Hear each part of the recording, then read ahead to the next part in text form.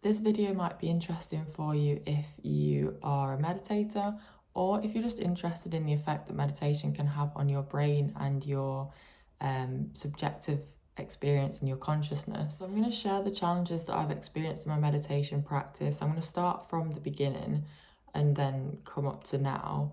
So if I go all the way back to when I first started meditating, like the very first time I tried to meditate, obvious problem, my mind wouldn't focus. I was so unused to focusing my mind on the here and now, as like most people who start to meditate. I was not focused on the meditation, maybe for like a few seconds, and then I'd be thinking, I'm bored, I'm uncomfortable. I'd be thinking about the work I need to do afterwards. And so that was the first problem.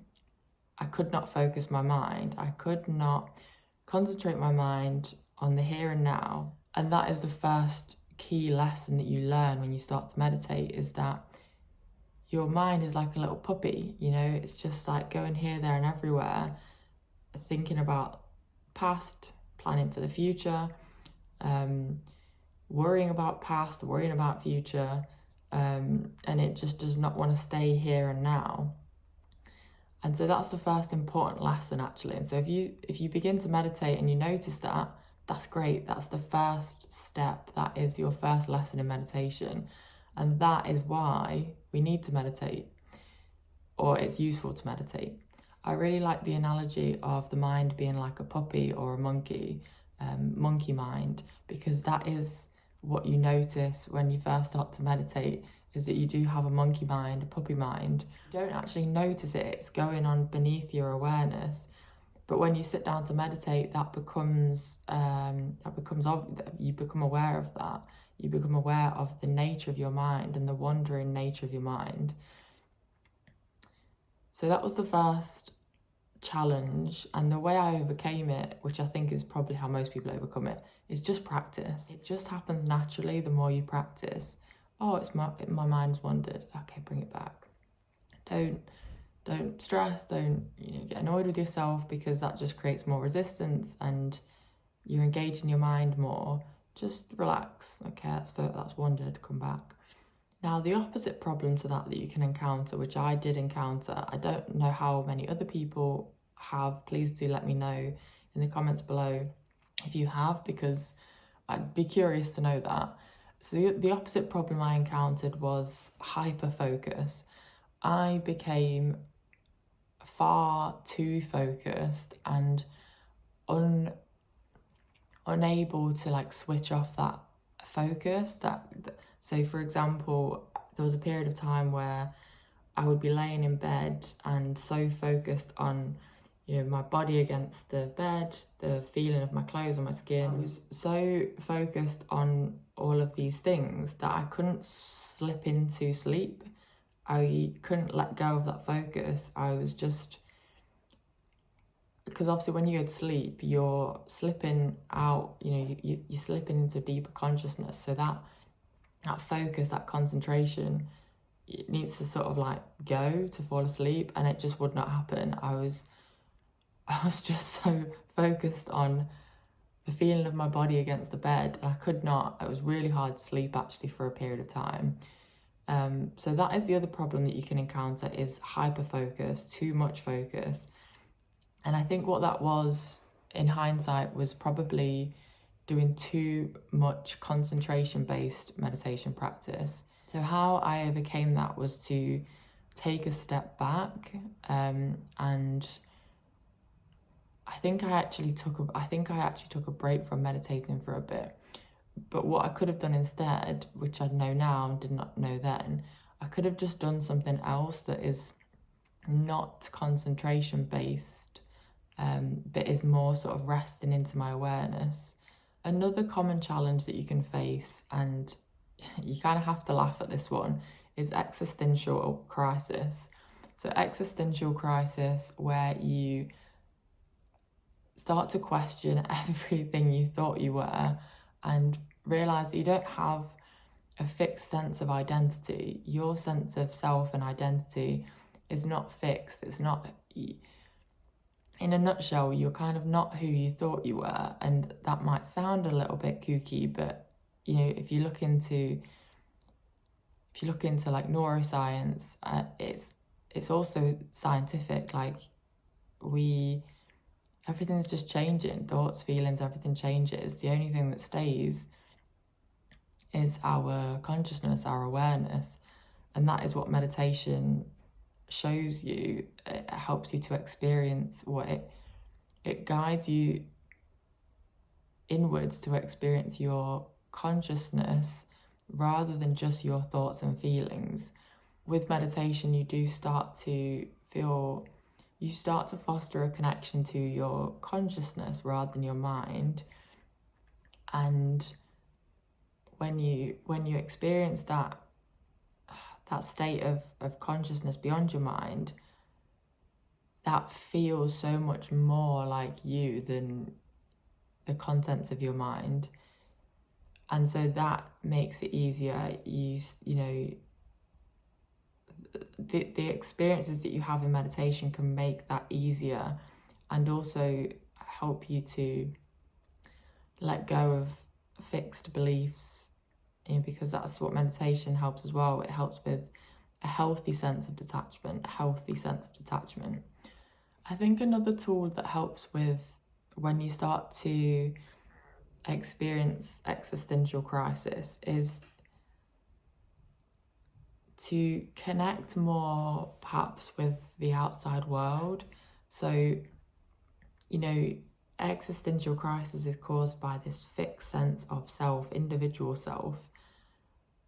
But when you look out around you, if you look at the birds in the sky or just the sky, if you look at an expansive viewpoint in nature,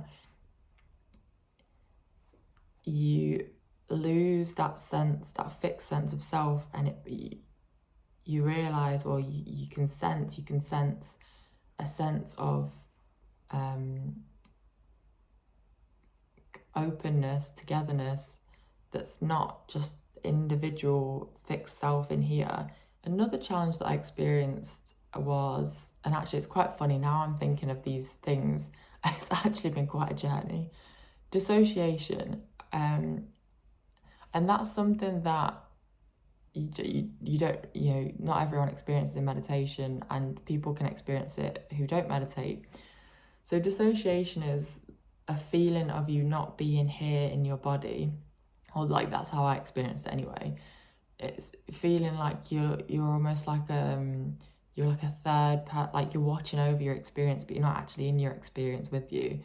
So dissociation can also happen from a trauma. So if you've experienced a trauma that your mind doesn't feel like it's able to deal with, you'll dissociate, and so it feels like you're not here in your experience. It's almost like you're like hovering over yourself, and you're not grounded in your body. And there's many different causes of dissociation, so I'm only going to stick to how I experienced it and what I did to overcome it. The tool I took for overcoming dissociation was to do more grounding practices.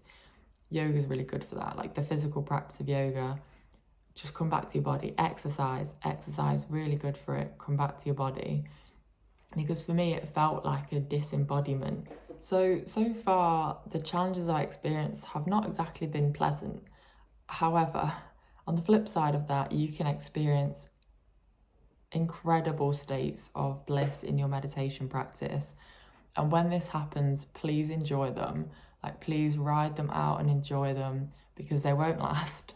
They will last for a limited period of time, and then they'll go away, and you'll come back to your normal state of being. Well, that's how I've experienced it. It's not necessarily how everyone experiences it. But those states of bliss that, or maybe you've just felt relaxation, that feeling of just like, wow, like my body has never felt this relaxed before. I've never felt so free of tension and stress. Oh, I feel so peaceful. Or, wow, that was a feeling of bliss and ecstasy that I've never experienced before. And that can last with you for weeks, maybe months. But it doesn't, well, from my experience, it doesn't last, you'll come back to your normal state of self, or normal state of being, if you're still engaged with, you know, daily life around you. And the experience itself is great. The challenge it presents afterwards is clinging to that good experience, because when that feeling of bliss or relaxation or peace or ecstasy goes away, you're then left craving more, and you want more of that, and then that becomes a barrier in your meditation practice. And I laugh because it's quite ironic, like when you look at the teachings of yoga and Buddhism, and then you experience these things in your meditation practice, it all just clicks and it all makes sense. It's just funny that these amazing things then cause suffering, and yeah, you gotta laugh, really. So how I overcame it was to realise just that, to realise that the good and the bad don't last, they're temporary. The more I cling on to good or bad, the more suffering it brings, and it doesn't change anything, it's just creating more suffering for myself. So it's for me, what helped to overcome it was just that realisation that wow, okay, I've experienced something amazing in my meditation practice, but that's not going to last, because that's just the nature of these temporary experiences. And the more I cling to it, then the more suffering it causes. And so I basically just need to get comfortable with the ordinary again. And that actually leads on to another challenge you can experience, which is just being comfortable with the ordinary. So there's so many experiences you can have in your meditation practice that sometimes when you go through a period of nothing happening, almost, I guess, like a stagnation, that's quite demotivating. And so it can be, you lose that motivation and that joy to meditate, and you might not feel like you want to meditate because you think, oh, what's the point? Nothing's happening. But that's also part of the learning experience. It's like, most of the time, life is pretty ordinary. And so we have to find the extraordinary in the ordinary. And there always is extraordinary in the ordinary. There's so many things going on inside of us and around us that we are not consciously aware of as we move about our daily life, but they are all extraordinary things. And so, yeah, a challenge can be to get comfortable with the ordinary and not be craving these amazing experiences in meditation, because the more you crave that, the more suffering you bring to yourself, and that will spill onto your daily life as well. You know, you'll be wanting these highs, and then the high will come, then the high will go, and then you want another high. And it's just a never-ending cycle, and you'll never really be fully content in the now, because you're just wanting, either you're experiencing a high which doesn't last, or you're then wanting another high, and so you're not appreciating what you have in the moment. And it is a fine balance, because obviously it's fine to want things, to crave things, but if you are constantly looking for that next rush, that next high, that next pleasure, you're missing all the joy around you at the time. And so I noticed that in my meditation practice, I would be wanting or craving these feelings that I'd felt before in meditation. And then when I realised that, I realised I've been caught in my mind. My mind's just been memorising past experiences and imagining and hoping for a future experience. And so I'm out of the present moment. I've come out of meditation.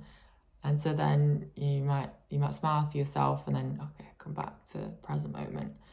Because that's what I've basically done. If I'm sitting in meditation and I start to get annoyed, or not annoyed, but I start to wish I'm experiencing something different to what I'm actually experiencing, I'm not meditating anymore. My mind's caught me up. My mind's thinking about past experiences, which is creating a craving, And now I'm imagining and wanting a future which is not what I'm experiencing in the now. So yeah, it can be funny. Sometimes you have to laugh about these experiences in meditation because you read about them in books, and then when you experience them, you're like, oh yeah, this actually is so true. And then you see it play out in your day-to-day life, in your relationships, in work, and yeah, you just have to laugh, I think. So now we're coming to probably what has been the last year or two of my meditation practice.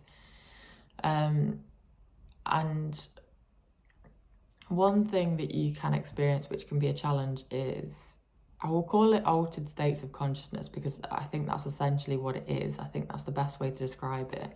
It's an altered state of consciousness. I'm going to categorize actually all of these things into like what I'd call like trippy things. So like lucid dreamings, visuals, maybe a sense or feeling of being out of body, but not in the same disembodied way as before.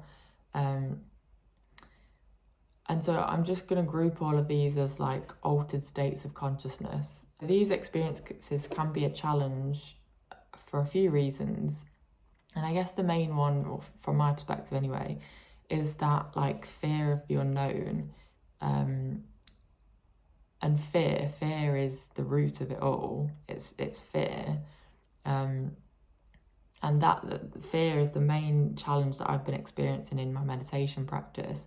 That fear of diving deeper into my mind and my consciousness, because it's a fear of the unknown. Like you know, even though rationally I know that it's just my mind.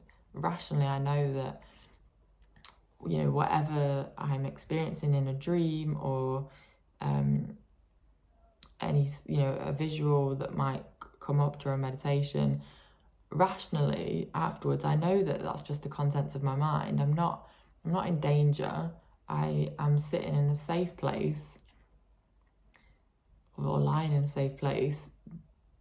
But it's one thing to intellectually understand something. It's another to experience that and embody that. And at the minute I'm only at that like an intellectual understanding of, this is just my mind playing itself out. This is not something to be fearful of. This is that deep-rooted fear in your mind that is manifesting and presenting itself. In summary, meditation can bring a variety of experiences, and it's pretty incredible. You will experience a rainbow of things in your meditation practice if you practice regularly for a prolonged period of time. You just start to experience lots of different things, and not all of them are necessarily good or pleasant or positive, because that's just not the nature of human experience. We don't always experience the good, the pleasant, the positive. So why would we in meditation practice when you meditate, you're really experiencing everything that it means to be human, to live with a mind, to live with conscious experience. One thing that is really, really helpful is speaking to other people who meditate, being connected to a community, whether it's a yoga ashram, a Buddhist meditation center, some other meditation center. It's very helpful to have a community of people that are all that are kind of experiencing probably similar things, and it's nice to share those experiences and to realize that you're not the only one, but also to realize that everyone has different experiences. And so, you know, my journey in meditation won't be the same as anyone else's. Someone might have meditated for like decades and not experienced any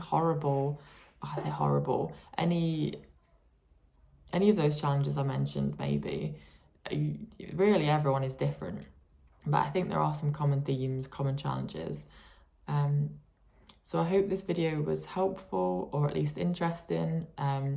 it is interesting to know the effects that meditation can have on your brain and your conscious experience. I just want to reiterate that even though there's a lot of challenges that I've mentioned in this video, meditation has given so much good, like in how I experience things, in the resilience that I feel towards life. And so, you know, I hope this video doesn't put anyone off from meditating. It's definitely not intended to do that. It's more just to give a broader awareness and perspective of the impact that meditation can have on your brain and your consciousness.